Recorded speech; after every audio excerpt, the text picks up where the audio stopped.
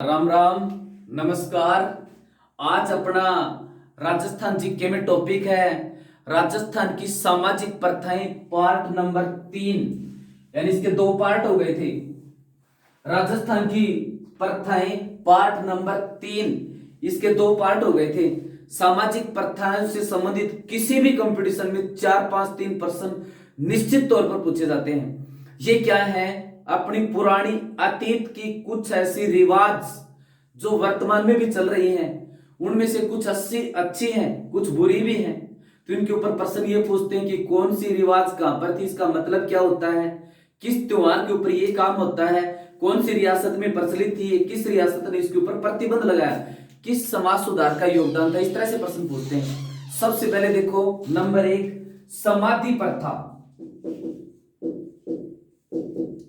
Number 1, समाधि प्रथा। ये समाधि प्रथा क्या है?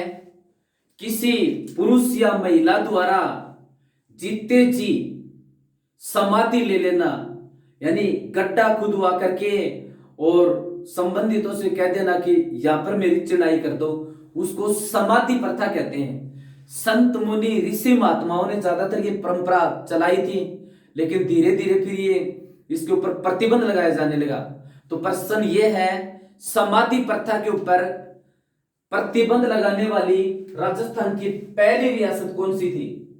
तो समाधि प्रथा के ऊपर प्रतिबंध लगाने वाली राजस्थान की पहली रियासत थी जयपुर। और जयपुर रियासत ने इसके ऊपर प्रतिबंध कब लगाया था? 1844 में। तो समाधि प्रथा पर प्रतिबंध लगाने वाली पहली रियासत, तो समाधि प्रथा पर प्रतिबंध लगाने वाली पहली रियासत कौन सी थी? ये जयपुर में समाधि प्रथा पर प्रतिबंध कब लगाया था? 1844 में। अब इसका दूसरा प्रश्न, भारत के अंदर यह समाधि प्रथा को पूर्णतः समाप्त कब किया गया? भारत के अंदर समाधि प्रथा को पूर्णतः समाप्त कब किया गया?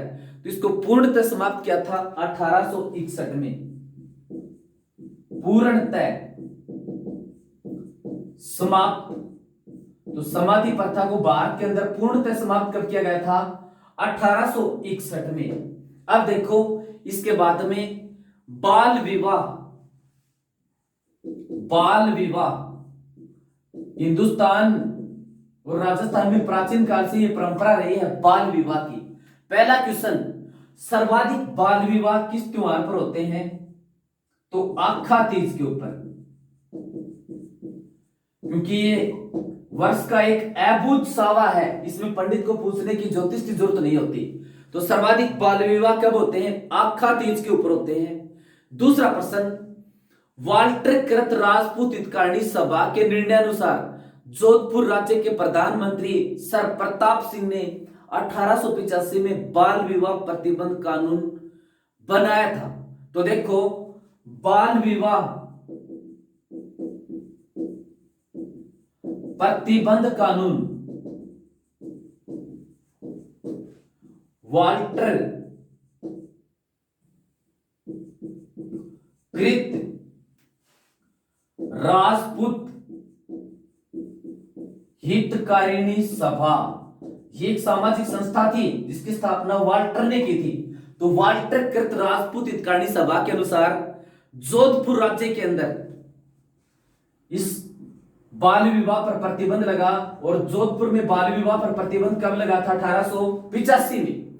जोधपुर का प्रधानमंत्री कौन था? सर प्रताप सिंह। फिर इसके बाद में देखो एक आदमी और था, अजमेर का हरविलास सारदा ने बाल विवाह पर प्रतिबंध लगाने के लिए एक एक्ट पारित करवाया था। उस एक्ट का नाम सारदा एक्ट। ये कब पारित करवाया था? 1929 में। 1929 में। ये पूरे भारत में कब लागू हुआ था? 1 अप्रैल 1930 को। सारदा एक्ट 1 अप्रैल 1930 को पूरे भारत के अंदर लागू हो गया था। प्रश्न इस तरह से भी पूछते हैं कि सारदा एक्ट का संबंध किससे है? बाल विवाह पर प्रतिबंध लगाने से। इसके जनक कौन थे? हरविलास सारदा। हरविलास शारदा का संबंध राजस्थान के किस जिले से है? तो अजमेर जिले से इसका संबंध है।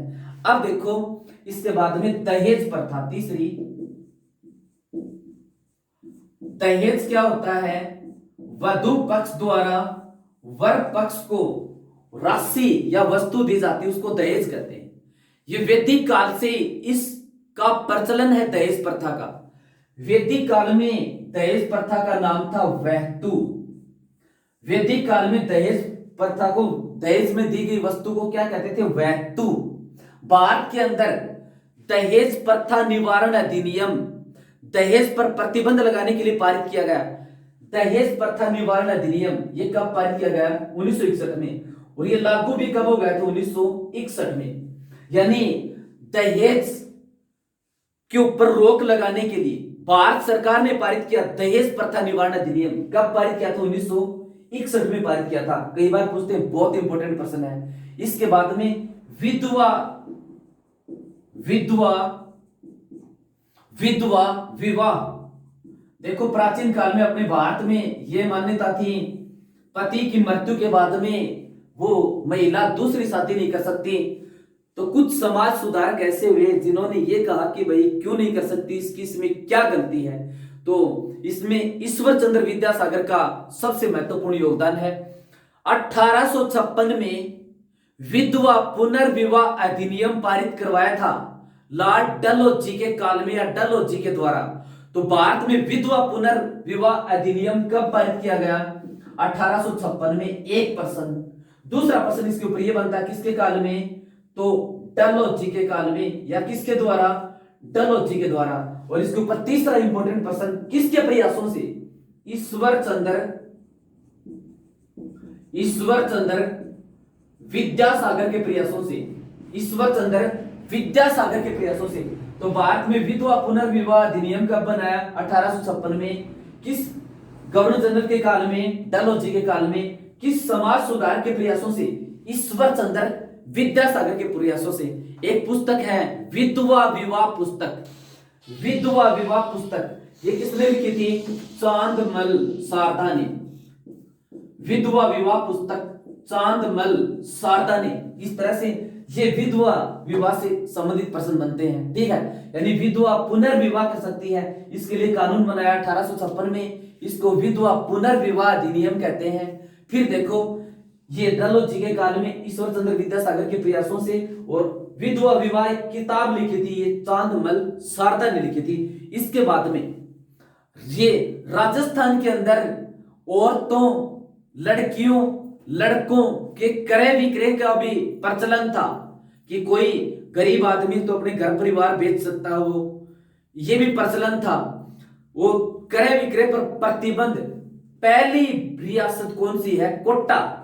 तो औरतों, बालकों और लड़कियों, औरतों, लड़कियों व लड़कों के क्रय विक्रय पर प्रतिबंध लगाने वाली राजस्थान की पहली रियासत कौन सी है? कोटा।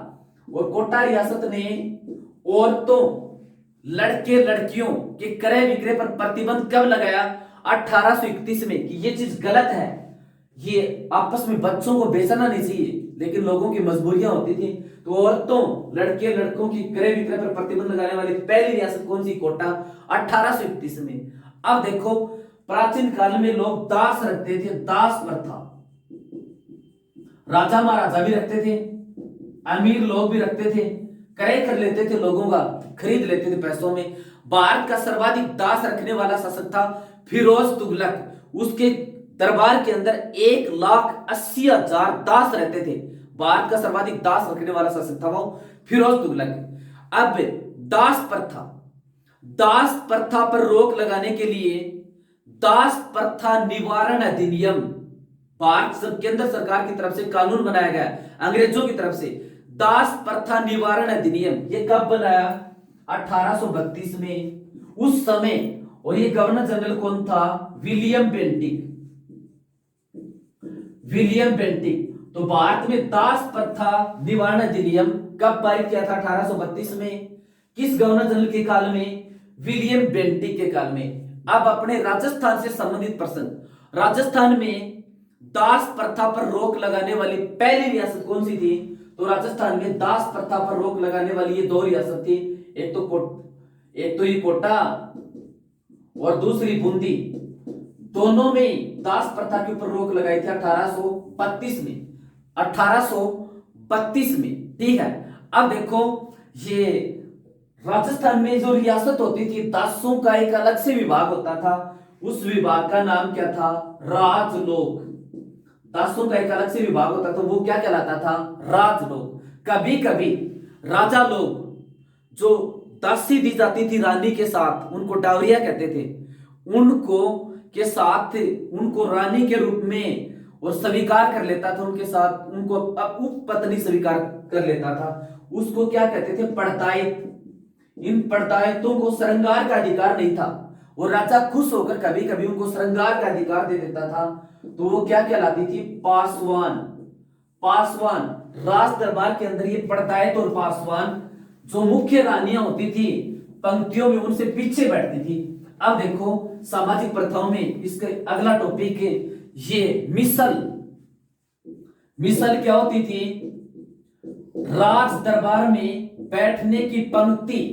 राज दरबार में राजा एक पंक्तियों में बैठते थे, अड़ोस पड़ोस के आए होते थे, राजकुमार एक पंक्तियों में, रानियां एक पंक्तियों में, इस तरह से।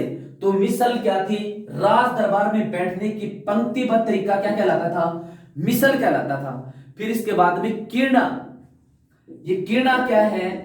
ग्रामीण क्षेत्रों में लोग सब्जी आदि सामान खरीदते हैं, तो नगद पैसे जब नहीं होते तो उसके बदले में वो अनाज दे देते हैं। इस प्रथा को क्या कहते हैं? कीर्णा। इस दिए हुए अनाज को क्या कहते हैं? कीर्णा। तो ग्रामीण क्षेत्रों में सब्जी सामान आदि खरीदने के लिए राशि के बदले दिया जाने वाला अनाज क्या कहलाता है? कीर्णा। फिर भूमि। भूमि, जब कोई योद्धा युद्ध के अंदर और बहुत पराक्रम दिखाता था, यानी जिताने में उसकी महत्वपूर्ण भूमिका होती थी, तो राजा खुश होकर के उसको कुछ क्षेत्र या गांव दे देता था कि ये तेरे अंडर में है और तेरे को इसका टैक्स नहीं देना पड़ेगा। और उस व्यक्ति को क्या कहा जाता था? भूमिया। यानी जब कोई राजा दूसरे राजा के विरुद्ध लड़ते हुए जब कोई सामंत बहुत महत्वपूर्ण भूमिका निभा देता था, जिताने में उसका अहम योगदान होता था, तो राजा खुश होकर के उसको कुछ क्षेत्र दे देता था। उस क्षेत्र को क्या कहते थे? भूमि। फिर देखो, ताजीम। राजा के सामंत होते थे, कुछ सामंतों को कम अधिकार, कुछ को ज्यादा अधिकार। ताजिम क्या था? सामंतों को प्राप्त विशेषाधिकार। जब वो सामंत राजा के दरबार में आएगा तो राजा खड़ा होकर उसका स्वागत करेगा, और जब वो दरबार से जाएगा तो भी राजा खड़ा होकर उसका स्वागत करेगा। कुछ सामंतों को इस प्रकार का अधिकार था, इस अधिकार को ताजिम कहा जाता था, ठीक है। फिर देखो, एक सामाजिक पर कुरब। कुरब, ये कुरब क्या होता था? शासक सामंत के कंधे पर हाथ रख करके उसको अपनी छत्ती तक ले जाता था। इसका ये मतलब ये होता था, आपका स्थान मेरे हृदय में है। और इस परंपरा को क्या कहा जाता था? कुरब कहा जाता था। ये कुछ सामंतों का अधिकार था, इसको कुरब कहा जाता था। फिर देखो, बाह पसाओ। बाह पसाओ, ये बाह पसाओ क्या था? ये भी कुछ सामंतों को एक अधिकार था। बाह पसाओ। बाह पसाओ क्या था? महाराणा जब आगे से सामंत कोई राजा से नमस्कार करता था, तो राजा उसके अभिवादन को स्वीकार करते हुए अपना हाथ, उसका अभिवादन स्वीकार करते हुए अपना हाथ उस सामंत के कंधे पर रख देता था। इस रिवाज को क्या कहा जाता था? बाह पसाओ कहा जाता था। बाह पसाओ कहा जाता था। यानी ये बाह पसाओ का मतलब, महाराणा से जब कोई सामंत अभिवादन करता था तो उसके अभिवादन को महाराणा स्वीकार करके अपना हाथ उसके कंधों पर रख देता था। इस रिवाज को क्या कहा जाता था? बाह पसाओ।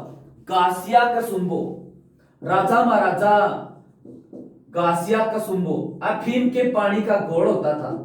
जब कोई आगंतुक या दूसरी रियासत का राजा या मेहमान राजा के दरबार में आता था, तो अफीम का पानी पिला करके उसका स्वागत किया जाता था। उस अफीम के पानी को क्या कहा जाता था? गासिया कसुंबो। गासिया कसुंबो। देश हितकारिणी सभा का गठन कब हुआ था? देश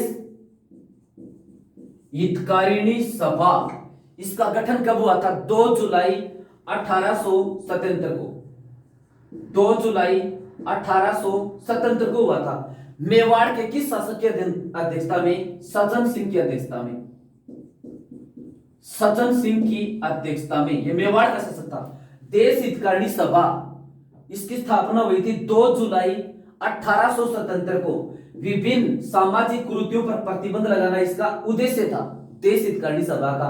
तो देश हितकारिणी सभा एक सामाजिक संगठन था, विभिन्न सामाजिक कुरीतियों पर प्रतिबंध लगाना इसका उद्देश्य था।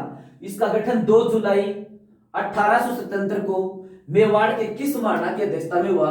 सज्जन सिंह की अध्यक्षता में हुआ। एक बार फिर से देखते हैं। मिसल राज दरबार में पंक्तिबद्ध बैठने का तरीका। कीर्णा, ग्रामीण क्षेत्रों में वस्तु के बदले दिया जाने वाला अनाज। भूमि की भूमि, एक राजा की जब दूसरे राजा के साथ लड़ाई होती थी तो कुछ योद्धा उस लड़ाई में बहुत योगदान देते थे, फिर वो वापस आकर बातचीत करते थे कि यदि ये योद्धा पराक्रम नहीं दिखाता तो अपनी हार ही हो जाती। तो उस योद्धा का विशेष सम्मान करने के लिए राजा उसको कुछ भूमि दान में दे देता था। उस भूमि का उसको टैक्स भी नहीं देना पड़ता था। ऐसी भूमि को भूमि की भूमि कहते हैं। और उस मालिक को जिसको दी जाए उसको क्या कहा जाता था? भूमिया। ताजिम, ये क्या होता था? कुछ सामंतों को प्राप्त विशेषाधिकार थे। ताजिम, जब कोई सामंत, ताजिम वो सामंत होते थे, वो अधिकार था कि सामंत जब राजा के दरबार में आएगा तो राजा खड़ा होकर उसका स्वागत करेगा। जब वो सामंत जाएगा तो भी राजा खड़ा होकर उसका सम्मान करेगा। इस प्रथा को क्या कहा जाता था? ताजिम। कुरब क्या होता था? ये कुरब ऐसा अधिकार था, इसमें ऐसे सामंत आते थे, जब सामंत आगे से आएगा, आगे से आएगा तो उस सामंत के कंधे के ऊपर राजा हाथ रख करके उस हाथ को अपने छाती तक ले जाएगा। इसका मतलब यह था कि आपका स्थान मेरे दिल में है। इस प्रथा को क्या कहा जाता था? कुरब। और बाह पसाव, ये क्या होता था?